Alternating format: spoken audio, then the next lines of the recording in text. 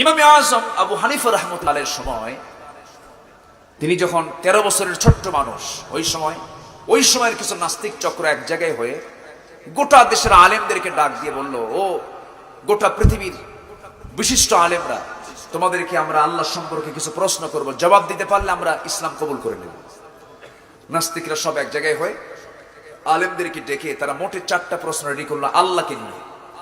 1 নম্বর প্রশ্ন হলো, আল্লাহর আগে কে ছিল? আল্লাহ যা আছে বুঝবো কেমনে? আল্লাহ একা সবকিছু কেমনে করে? আচ্ছা, এরপরে মুসলমানদের নবী মুহাম্মদ সাল্লাল্লাহু আলাইহি ওয়াসাল্লাম তিনি কেমন করে আকাশের কোন দরজা দিয়ে ভেদ করে মেরাজ করেছিলেন? এই সমস্ত প্রশ্নের জবাব কি সরাসরি কোরআনে পাওয়া যায়?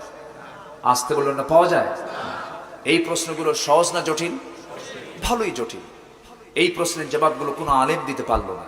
সবাই চুপচাপ থেমে গেছে, সবাই, কেউ কোনো উত্তর দিতে পারছে না। সেই সম্মেলনে ছোট্ট একটা বাচ্চা আবু হানিফা, উনি শুনতে পেলেন যে এরকম একটা প্রশ্ন করা হচ্ছে, কিন্তু কেউ উত্তর দিতে পারছে না। সেই 13 বছরের ফুটন্ত গোলাপ আবু হানিফা রহমতুল্লাহ আলাই 13 বছরের বাচ্চা হওয়ার পরেও সেই সময় তিনি 30 পারা কোরআনের হাফেজ, 1 লক্ষ হাদিসের তিনি হাফেজ। তিনি শুনতে পেয়ে তিনি দৌড় মারলেন, সম্মেলন কক্ষে ঢুকলেন, ঢুকে বললেন, সুযোগ যদি আমাকে দেওয়া হয় এই কয়েকটি প্রশ্নের জবাব আমি নিজেই দিয়ে দেব। একটু আসতে বলি সুবহানাল্লাহ। সবাই তো আশ্চর্য হয়ে যাচ্ছে, তাওহীদের এমন প্রশ্নের জবাব এই ছোট্ট বাচ্চা দেবে কেমনে? আলেম ওলামারা সব চুপচাপ হয়ে গেছে। দেখবেন আজকের সমাজেও কিছু কিছু ছোট ছোট বাচ্চা আছে, মানে বয়স 3 বছর 5 বছর, কিন্তু বুদ্ধি 60 বছর। এরকম আছে না নাই বলেন তো? আছে। ছোট্ট বাচ্চাকে দেখে মোছ নাই দাড়ি নাই, প্রশ্ন করা হবে। এই 4-5টি যখন প্রশ্ন তার সামনে উত্থাপন করা হবে, ইমামে আযম আবু হানিফা রাহমাতুল্লাহ আলাইহি বললেন, যিনি আমাকে প্রশ্ন করবেন তিনি কোথায়? প্রশ্নকারীকে? প্রশ্নকারী মঞ্চের চেয়ারে বসা আছে। আবু হানিফা বললেন, ও প্রশ্নকারী, তুমি মঞ্চের চেয়ারে বসে আমাকে প্রশ্ন করবে, এটা তো মানায় না। তুমি আমাকে প্রশ্ন করবে, তুমি ছাত্র, আমি শিক্ষক। শিক্ষক কখনো নিচে থাকবে, এটা কেমন করে হয়? তুমি যদি প্রশ্নই করতে চাও, যেহেতু আমি জবাব দেব, আমি শিক্ষকের কাতারে চলে যাচ্ছি, অতএব চেয়ারটা ছাড়ো, সেই চেয়ারে আমি আগে বসি। আস্তে কোন সুবহানাল্লাহ। যোগ্য ব্যক্তি যোগ্যতার আসন নিতে হয়, ঠিক কিনা বলেন? এবার তিনি বললেন, ঠিক আছে। চেয়ার আস্তে করে ছেড়ে দিল, চেয়ারে গিয়ে আস্তে করে বসলেন, বসিয়ে বলছেন, কি প্রশ্ন বলো? 1 নম্বর প্রশ্ন, আল্লাহ এখন কি করে? সঙ্গে সঙ্গে তিনি বললেন, তোর মতো বেকুবরে চেয়ার থেকে নামায় দিয়ে আমারে চেয়ারে বসায় দেয়। একটু আস্তে কোন সুবহানাল্লাহ, জোরে বলুন সুবহানাল্লাহ। যেমন প্রশ্ন তেমন জবাব। নাম্বার 2 প্রশ্ন হলো, আল্লাহর আগে কে ছিল? আল্লাহর আগে কে ছিল? এমন প্রশ্ন যখন করা হলো, তিনি বললেন, অঙ্ক ভালো জানে কে? অঙ্ক শাস্ত্রবিদকে, ম্যাথমেটিক্স কে ভালো জানে, তাকে আমার সামনে নিয়ে আসো। যখন অঙ্ক শাস্ত্রবিদ তার সামনে হাজির হয়ে গেল, তিনি বললেন, গুনতে থাকো ধারাবাহিকভাবে, 1 2 3 4 5 6।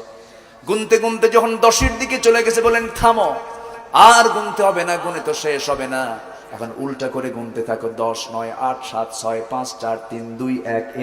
এরপরে নাই, আমার আল্লাহর আগেও কেউ নাই। একটু আস্তে কোন সুবহানাল্লাহ। হুয়াল আউয়ালু ওয়াল আখিরু ওয়াল যাহিরু ওয়াল বাতিন ওয়া হুয়া বিকুল্লি শাইইন আলীম। জোরে বলুন আল্লাহু আকবার। তিনি প্রথম, তিনি শেষ, তিনি প্রকাশ্য, তিনি গোপন, সকল ক্ষমতা কার? আসতে বলবেন না, কার? আকাশের পাখিগুলো খাওয়ান কে? জমিনের প্রাণীগুলো খাওয়ান কে? সমুদ্রের প্রাণীগুলো খাওয়ান কে? আমার বডি চালান কে?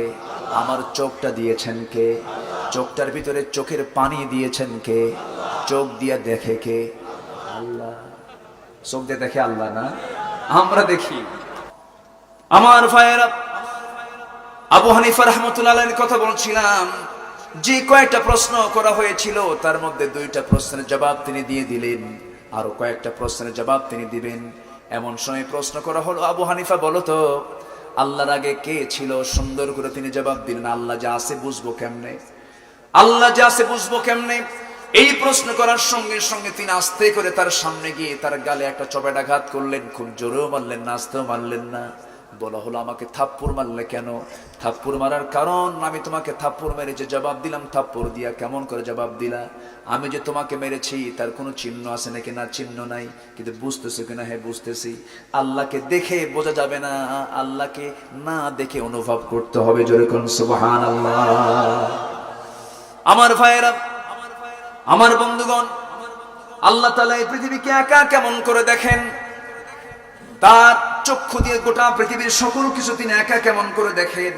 এই কথা যখন বলা হলো, সঙ্গে সঙ্গে তিনি বলছেন, আল্লাহ একা দেখেন কেমনে? তাহলে আমি তোমাদেরকে বোঝানোর জন্য একটা প্র্যাকটিক্যাল রূপ আমি তোমাদেরকে দিতে চাই। চতুর্কোণ বিশিষ্ট একটা ঘরের মধ্যে নিয়ে যাওয়া হলো, মাঝখানে একটা প্রদীপ জ্বালিয়ে দিয়ে বলা হলো, এই যে প্রদীপটা জ্বলতেছে, গোটা ঘর আলোকিত, এই প্রদীপের চোখ কোন দিকে? এই প্রদীপের চোখটা চতুর্দিকে, আমার আল্লাহর চোখটাও চতুর্দিকে। জোরে কোন সুবহানাল্লাহ।